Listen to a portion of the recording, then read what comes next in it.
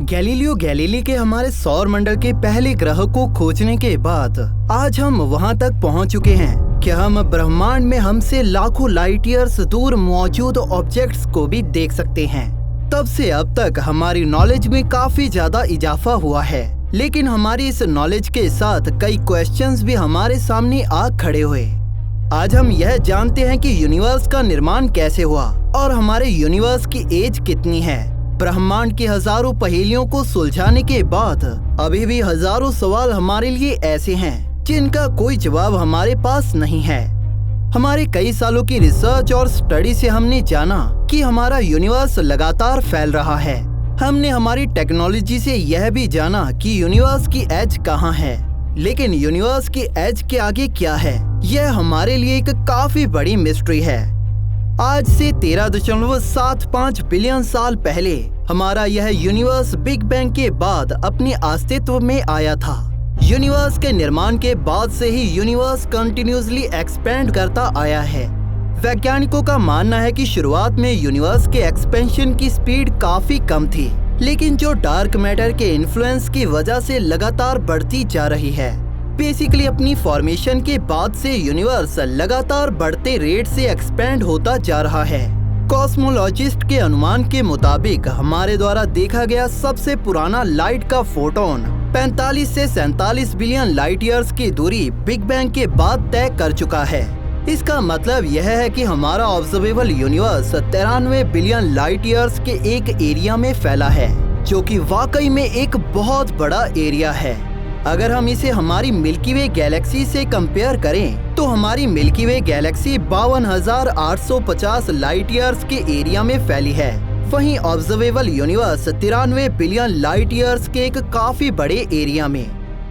इस 93 billion light years में सभी क्वार्क्स, सभी क्वासर, सभी स्टार्स, सभी ग्रह, सभी नेबुलास, सभी ब्लैक होल्स और वो सब कुछ मौजूद है जो हमने आज तक ऑब्जर्व किया है। हालांकि यह ऑब्जर्वेबल यूनिवर्स सिर्फ वो एरिया है जहां से लाइट हम तक पहुंच पाई है। इसका मतलब कि हमारा ब्रह्मांड ऑब्जर्वेबल यूनिवर्स से कई गुना ज्यादा बड़ा है और जो इस ऑब्जर्वेबल यूनिवर्स के आगे तक मौजूद है। अभी आप में से कई लोगों के मन में यह क्वेश्चन आ सकता है कि अगर यूनिवर्स 13.8 बिलियन साल पुराना है तो यह 93 बिलियन लाइट ईयर्स के एरिया में कैसे फैल सकता है। क्या यूनिवर्स लाइट की स्पीड से ज्यादा तेज स्पीड से एक्सपेंड हुआ है, जो कि हमारे यूनिवर्स की एक लिमिट है। अल्टीमेटली फिजिक्स के इस पहलू को समझना इस बात को समझने की चाबी है कि ऑब्जर्वेबल यूनिवर्स के किनारे के परे क्या है और क्या हम कभी वहां पहुंच पाएंगे। इसे समझने के लिए हम एल्बर्ट आइंस्टाइन की स्पेशल थ्योरी ऑफ रिलेटिविटी की मदद लेते हैं। थ्योरी ऑफ स्पेशल रिलेटिविटी के अनुसार जो ऑब्जेक्ट्स एक दूसरे के काफी करीब होते हैं वो एक दूसरे के रिस्पेक्ट में लाइट की स्पीड से तेज मूव नहीं कर सकते, लेकिन ऐसा कोई भी नियम उन बॉडीज के लिए नहीं है जो एक दूसरे से काफी ज्यादा दूर हों और जब उनके बीच मौजूद स्पेस का ही एक्सपेंशन हो रहा हो।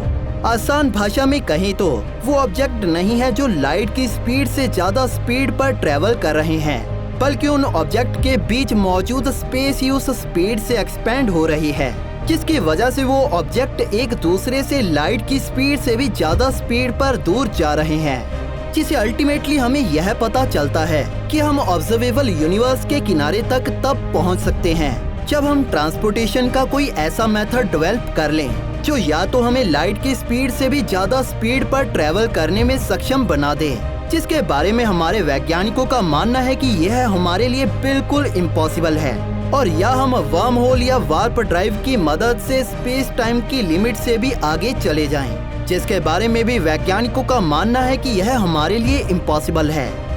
ऑब्जर्वेबल यूनिवर्स की बाउंड्रीज के आगे क्या है, इस पर कई वैज्ञानिकों ने अपनी अपनी थ्योरीज दी हैं। इन्हीं थ्योरीज में से एक थ्योरी कॉस्मिक इन्फ्लेशन थ्योरी के अनुसार पूरे यूनिवर्स का साइज ऑब्जर्वेबल यूनिवर्स के साइज से 10 की पावर 23 गुना ज्यादा बड़ा है। अगर हम इस थ्योरी को माने तो यह यूनिवर्स का एक बहुत बड़ा एरिया है जिसके बारे में हम कुछ भी नहीं जानते। अगर बात करें कि यूनिवर्स के उस एरिया में क्या कुछ होगा या यह यूनिवर्स हमारी उम्मीद से भी कितना ज्यादा बड़ा हो सकता है, अनफॉर्चुनेटली हम इसके बारे में कुछ नहीं जानते। क्योंकि आज तक हमने ऑब्जर्वेबल यूनिवर्स के आगे कुछ देखा नहीं है। हमारे पास केवल थ्योरीज हैं कि उस ऑब्जर्वेबल यूनिवर्स के आगे क्या हो सकता है। अपने अजीब होने के बावजूद यह पहला आइडिया समझने में सबसे आसान है। हमारे खगोलविदों का कहना है कि ऑब्जर्वेबल यूनिवर्स के बाहर मौजूद स्पेस में, हमारे आसपास के ब्रह्मांड में जो कुछ भी मौजूद है उसका एक इन्फिनाइट एक्सपेंशन वहाँ मौजूद हो सकता है और जिसका डिस्ट्रीब्यूशन बिल्कुल हमारे ऑब्जर्वेबल यूनिवर्स की जैसा होगा। ये आइडिया ज्यादा लॉजिकल भी है क्योंकि अदर थ्योरीज में हम देखते हैं कि ऑब्जर्वेबल यूनिवर्स के आगे के रीजन को खाली बताया जाता है, लेकिन यह समझाया नहीं जाता कि ब्रह्मांड का एक रीजन हमारे आसपास के रीजन से कैसे डिफरेंट हो सकता है। आखिर एक ऐसे यूनिवर्स की कल्पना कौन कर सकता है जिसका कोई किनारा हो। इसे हम कुछ मायनों में यूनिवर्स के इन्फिनाइट होने को समझ सकते हैं, लेकिन इस इन्फिनाइट का मतलब यह भी नहीं है कि ऑब्जर्वेबल यूनिवर्स के आगे हमें ना केवल और प्लैनेट्स और स्टार्स और अदर मटेरियल मिलेंगे, बल्कि हमें वहाँ हर वो चीज मिल सकती है जो हमारे ऑब्जर्वेबल यूनिवर्स में एग्जिस्ट करती है। इसका मतलब है कि अगर ये आइडिया सही है और हम इसको लॉजिकल कंक्लूजन तक फॉलो करते हैं तो कहीं ना कहीं एक और पर्सन होगा जो हर संभव तरीके से आपसे आइडेंटिकल होगा, और एक ऐसा पर्सन भी होगा जो आपसे हर मामले में पूरी तरह से डिफरेंट होगा। इनमें से आप में से एक छोटा भी हो सकता है और एक आपसे बड़ा भी। इनफैक्ट यह हो सकता है कि आपका वो आइडेंटिकल यही वीडियो देख रहा हो, लेकिन आप में जो डिफरेंस होगा वो यह हो सकता है कि आप इस वीडियो को अपने फोन पर देख रहे हो, लेकिन आपका वो आइडेंटिकल इसे टीवी या लैपटॉप पर देख रहा हो। यह नोटेशन आपको आपकी समझ के परे लग सकती है, बल्कि इन्फिनिटी भी हमारी समझ से परे है। अगर हम बात करें एक और थ्योरी की जिसे डार्क फ्लो थ्योरी कहा जाता है, सन 2008 में एस्ट्रोनॉमर्स ने कुछ काफी स्ट्रेंज और कुछ अनएक्सपेक्टेड डिस्कवर किया।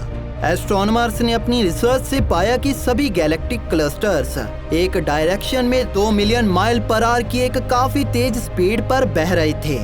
एस्ट्रोनॉमर्स के अनुसार इसका एक संभावित कारण वो मैसिव स्ट्रक्चर्स हो सकते हैं जो ऑब्जर्वेबल यूनिवर्स के बाहर से ग्रेविटेशनल इन्फ्लुएंस को इंक्रीज कर रहे हैं। एस्ट्रोनॉमर्स का इन स्ट्रक्चर्स के बारे में कहना है कि यह स्ट्रक्चर्स कुछ भी और कितने भी बड़े हो सकते हैं। ये एनर्जी और मैटर के विशाल रूपी जुड़े स्ट्रक्चर्स हो सकते हैं जिनके स्केल के बारे में हम इमेजिन भी नहीं कर सकते, या फिर यह स्पेस टाइम फैब्रिक में एक रैप हो सकता है जो अदर यूनिवर्सिटी से ग्रेविटेशनल फोर्स की फनलिंग कर रहा हो। हम यह नहीं जानते हैं कि यह बड़े स्केल के स्ट्रक्चर्स क्या हो सकते हैं। हाल ही के एनालिसिस ने डार्क फ्लो मॉडल को गलत ठहराया है, लेकिन यह एनालिसिस भी काफी ज्यादा डिस्प्यूटेड है। एक अदर थ्योरी में यूनिवर्सिस होने का आइडिया है। कुछ लोगों का मानना है कि हमारा पूरा ब्रह्मांड एक बबल के अंदर मौजूद है और वो बबल यूनिवर्स में मौजूद सैकड़ों बबल्स में से एक है। इस थ्योरी को थ्योराइज करने वाले इसे एक मल्टीवर्स थ्योरी कहते हैं। इस आइडिया के अनुसार इस पैरेलल यूनिवर्स की फॉर्मेशन तब होती है जब यह यूनिवर्सिस एक दूसरे से कांटेक्ट में आते हैं। इन पैरेलल यूनिवर्सिस में ग्रेविटी फ्लो कर सकती है और जब यह यूनिवर्सिस एक दूसरे से कनेक्ट होते हैं तो उससे बिग बैंग जैसे इवेंट होते हैं जो अदर यूनिवर्सिस को क्रिएट करते हैं। फिलहाल ऑब्जर्वेबल यूनिवर्स की एज के आगे क्या है, इसके बारे में जो मोस्ट कन्विंसिंग थ्योरी है उसके अनुसार ऑब्जर्वेबल यूनिवर्स और इसके आगे का यूनिवर्स एक जैसा है। यह ऑब्जर्वेबल यूनिवर्स केवल यूनिवर्स में देखने की हमारी लिमिट को बताता है और इस ऑब्जर्वेबल यूनिवर्स की लिमिट हमसे 46 मिलियन लाइट ईयर्स दूर है। हमारे यूनिवर्स की कोई भी लिमिट या एज नहीं है। यह यूनिवर्स इसी तरह से कंटिन्यूसली इन्फिनाइट तक फैला हुआ है। Thank you for watching. दोस्तों, इस वीडियो को अंत तक देखने के लिए आप सभी का धन्यवाद।